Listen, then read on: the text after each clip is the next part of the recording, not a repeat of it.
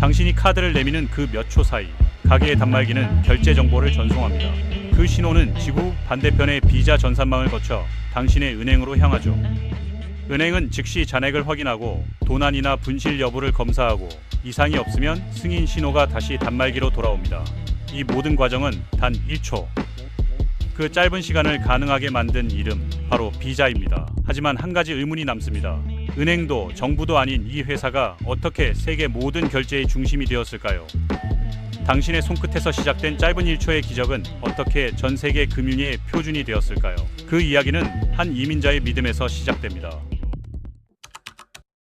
1900년대 초 미국 캘리포니아 이탈리아 이민자 아마데오 지아니니는 은행에서 대출을 거절당했습니다. 그는 깨달았습니다. 돈이 아니라 기회를 빌려줘야 한다. 그는 노동자와 이민자에게 문을 연 최초의 은행가가 되었습니다. 그가 세운 뱅크 오브 이탈리아는 오늘날 뱅크 오브 아메리카로 성장합니다. 그는 은행을 부자들의 금고가 아니라 서민의 사다리로 만들었습니다. 이때부터 신용은 가진 자의 도구가 아닌 희망이 되었습니다. 세월이 흘러 또 다른 이름이 등장합니다. 조셉 윌리엄스. 그 시절 미국에는 수십 개의 카드가 존재했습니다. 주유소는 주유소 카드, 항공사는 항공사 카드, 백화점은 또 자기네 전용 카드를 발급했죠. 사람들은 지갑 속에 여러 장의 카드를 들고 다녔습니다. 그는 물었습니다. 왜 사람들은 회사마다, 은행마다 카드를 따로 써야 하지? 조셉은 모든 결제를 하나로 묶는 번용 신용카드를 상상했습니다. 그리고 1958년 그는 뱅크 오브 아메리카에서 세상 최초의 대규모 신용카드 실험을 시작합니다. 이름은 뱅크 아메리카드, 오늘날의 비자카드 전신이죠. 그는 캘리포니아의 한 도시 프레즈노를 실험 무대로 선택했습니다. 인구 25만 명, 평범한 중산층이 많은 도시였죠. 은행은 이곳의 모든 가정에 신용카드를 우편으로 보냈습니다.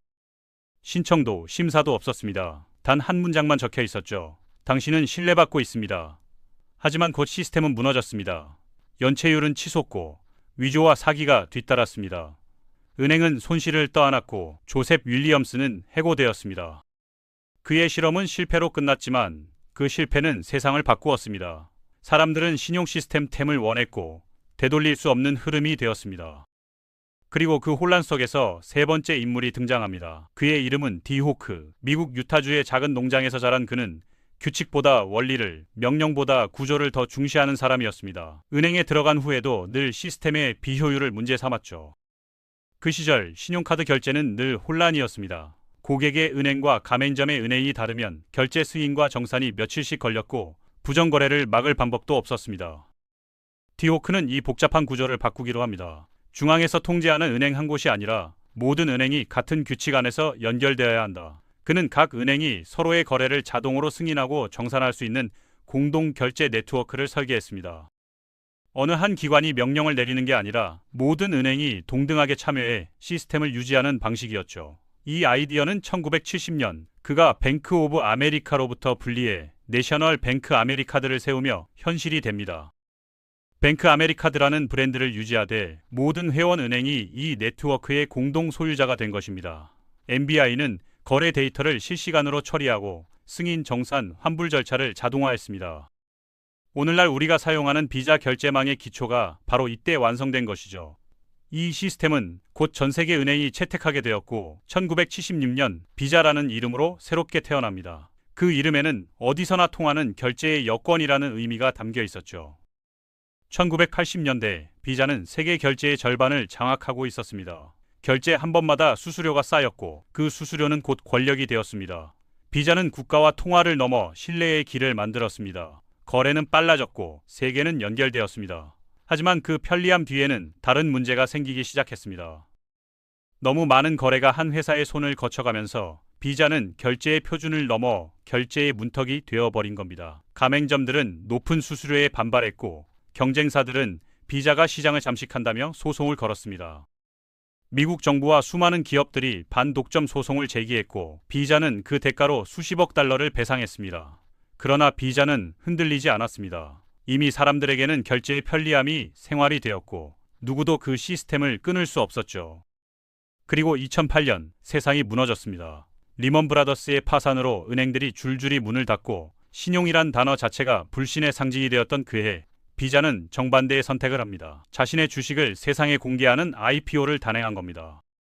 모든 금융회사가 문을 닫던 시절 비자는 오히려 믿음과 신뢰를 선택했습니다. 그 결과 역사상 최대 규모의 상장이 성공했습니다. 세상이 멈춰도 결제는 멈추지 않았던 것이죠. 이렇게 오늘날까지 전 세계 결제의 절반 이상이 이 한 회사의 전산망을 거쳐가는 더 단단한 시스템이 구축되었습니다. 그 무렵 새로운 경쟁자가 등장했습니다. 마스터카드, 비자를 모방하되 완전히 다른 전략을 택했습니다. 비자가 은행 중심의 통합망을 구축했다면 마스터카드는 은행 연합을 통해 경쟁했습니다. 이 두 회사는 처음엔 서로를 완전히 다른 존재로 여겼습니다. 비자는 시스템의 안정성을, 마스터카드는 시장의 개방성을 내세웠습니다. 한쪽은 길을 만들었고 다른 한쪽은 그 길을 세계로 확장시켰습니다. 하지만 결제가 국경을 넘기 시작하면서 상황은 달라졌습니다. 비자 카드가 해외에서 승인되려며 마스터카드의 인프라를 통과해야 할 때가 있었고, 마스터카드가 결제를 승인하려면 비자의 데이터 표준을 따라야 했던 겁니다. 서로를 밀어내려다 결국 서로를 필요로 하게 된 것이죠. 속도, 보안, 승인, 분쟁 처리, 이 네 가지는 전 세계가 함께 써야 하는 언어가 되었고, 비자는 마스터카드와 협력하기로 했습니다.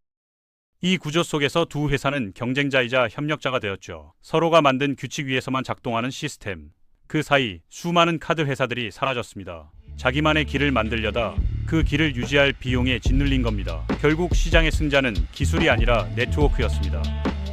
오늘날 전 세계 카드 결제의 90% 이상이 비자와 마스터카드를 통해 이루어집니다. 그들은 단순한 카드 회사가 아닙니다. 은행도 대부업체도 아니죠. 은행도, 국경도, 통화도 넘어 하나의 네트워크를 완성시킨 비자와 마스터카드. 이 둘은 이제 경쟁이 아니라 세계의 결제 인프라 그 자체가 되었습니다.